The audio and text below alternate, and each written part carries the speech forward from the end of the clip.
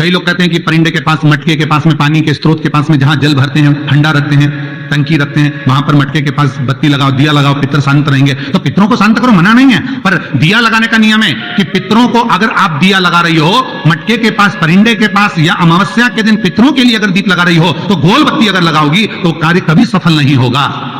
घर में लक्ष्मी नहीं टिकेगी, संपदा नहीं रहेगी, घर में कोई ना कोई बीमार पड़ा ही रहेगा। धन आएगा जाएगा, टिकेगा नहीं। इसलिए पितरों के लिए अगर दिया लगाना है, पूर्वजों के लिए दिया लगाना है, पितरों के लिए अगर दीप लगाना है, तो लंबी बत्ती लगाइए, लंबी बत्ती। महाराज लंबी बत्ती का प्रमाण हमारे यहां शास्त्र का, गोल बत्ती का प्रमाण। दीप जलाएं, थोड़ी देर रुकिए, और दीप का भी नियम है महाराज, दीप का भी नियम है। दिए में जो फूल बत्ती लगती है, गोल बत्ती लगती है, गोल वाली, ये बत्ती हमेशा कोई विष्णु भगवान की पूजन कर रहे हो, शिव जी की पूजन कर रहे हो, कोई अन्य देवता का अगर आप स्मरण कर रहे हो तो गोल बत्ती लगाई जाती है। भगवान के मंदिर में पूजन कर रहे हो तो गोल बत्ती लगाएं। लंबी बत्ती, लंबी वाली जो बत्ती होती है, लक्ष्मी की पूजन में, देवी पूजन में, जितनी भी माताओं की आप पूजन करोगे, जितनी भी देवियों का आप स्मरण करोगे, उसमें लंबी बत्ती का प्रमाण है। पितरों की पूजन में लंबी बत्ती का प्रमाण है। पितरों को कभी गोल बत्ती नहीं लगती। आप मटके के पास में, परिंदे के पास में, जल के पात्र के पास में कोई भी अगर दिया लगाएंगे तो वहां गोल बत्ती रखकर लगाएंगे तो घर में लक्ष्मी नहीं टिकेगी। और सुंदर चरित्र कहा, यदि आपके जीवन में बहुत ज्यादा लक्ष्मी से तकलीफ है, कष्ट बहुत ज्यादा है, या संबंध खराब हो रहे हैं बहू और बेटों के, संबंध खराब हो रहे हैं, अदालत में बात चली गई कि लड़की और लड़के का तलाक होने वाला है, बहू अपने घर जाकर बैठ गई, आने को तैयार नहीं है, जमाई अपने घर रह गया, लड़की को लाने को तैयार नहीं है, सास बहू में आपस में तनमन चल रही है, प्रेम बिल्कुल नहीं है, या लक्ष्मी आती ही नहीं, बहुत कष्ट है, जमीन जायदाद पड़ी बिक नहीं रही, तो एक काम करना, इतना दुख अगर आपके जीवन में है तो कार्तिक के महीने तक रुको, और कार्तिक का महीना आए, त्रयोदशी तिथि आए, कोई सा भी हो, सोमवार, रविवार, मंगल, बुध, कोई सी भी त्रयोदशी, प्रदोष, कोई सी भी प्रदोष तिथि आए, उस दिन तुलसी की लकड़ी, पहले से तुलसी आपके घर में अगर सूखी हो, तुलसी सूख गई हो, तो उसकी जो लकड़ी होती है, उस लकड़ी का 7 लकड़ी का बंडल बनाकर दीप बना लो। लकड़ी का दीप मतलब लकड़ी, पतली पतली डालियों को लेकर कच्चे सूत से उसको बांधो और बांधकर घी में डुबक दो।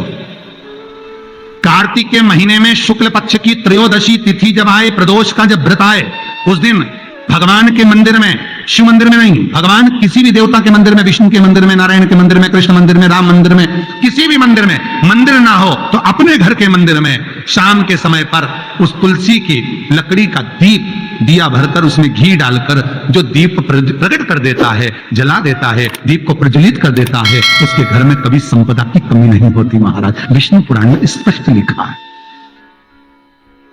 इसलिए शायद कहा जाता है कि भगवान को सर्वश्रेष्ठ कौन सा चंदन अच्छा लगता है।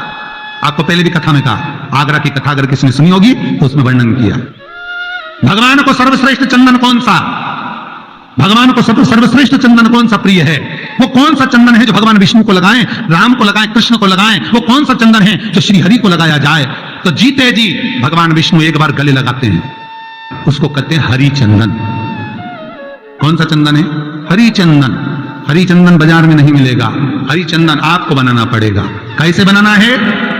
तुलसी जब सूख जाए उसकी जड़ को निकाल लिया जाए, वो जड़ को पानी में धो लिया जाए, धोने के बाद उसको सिलबट्टे पर, पत्थर पर घिसा जाए और घिसकर उसमें थोड़ा सा कुंकू, रोली डालकर तैयार कर कर जो भगवान विष्णु के मस्तक पर, कृष्ण राम के मस्तक पर लगा देते हैं और उसकी एक बिंदी अपने हृदय पे लगा लेते हैं। जीते जी भगवान एक बार उसको गले लगाते ही हैं। हरि चंदन प्रियता। जैसे शिव महापुराण में रुद्र चंदन का भाव है, शिव महापुराण में रुद्र चंदन का प्रमाण दिया जाता है। अगर आपने लिंग पुराण पढ़ी हो तो उसका 5वां स्कंद अवश्य पढ़िएगा महाराज, और शिव महापुराण अगर पढ़ रहे हो तो उसका कुमार खंड पढ़िएगा, जिसमें रुद्र चंदन का प्रमाण है। रुद्र चंदन कैसा? रुद्र चंदन का प्रमाण कैसा? तो तो महाराज कहा चंदन घिसकर, पीला चंदन घिसकर उस चंदन को 3 मुखी रुद्राक्ष पर लपेट लिया जाता। 3 मुखी रुद्राक्ष पर उस चंदन को लपेटा जाता। लपेटोगे उसके बाद उसको ऐसा गोल करोगे तो एकदम चिकना हो जाए, एकदम चिकना, ठीक है, एकदम चिकना हो जाए। और उस चंदन को आप शिवरात्रि के दिन, और कोई से भी महीने की शिवरात्रि, किसी भी महीने की हो, सब फलदायी होती है।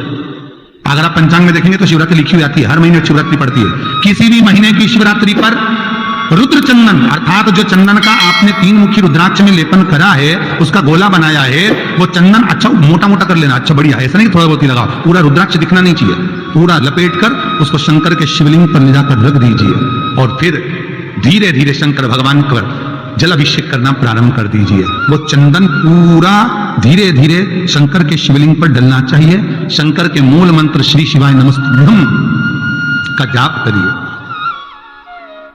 यह कहलाता है रुद्र चंदन। इस चंदन के अभिषेक से महाराज जो काम नहीं होता आप कर कर उस कार्य को प्राप्त कर सकते, सिद्ध कर सकते। रुद्र चंदन, हरि चंदन, रुद्र चंदन, ये वो चंदन है जो जीवन का सुख प्रदान करने वाले। अगर आपने अभी तक हमारा चैनल सब्सक्राइब नहीं किया तो अभी सब्सक्राइब करें और बेल आइकॉन को क्लिक करके हमारी लेटेस्ट वीडियोस के बारे में अपडेट जानें।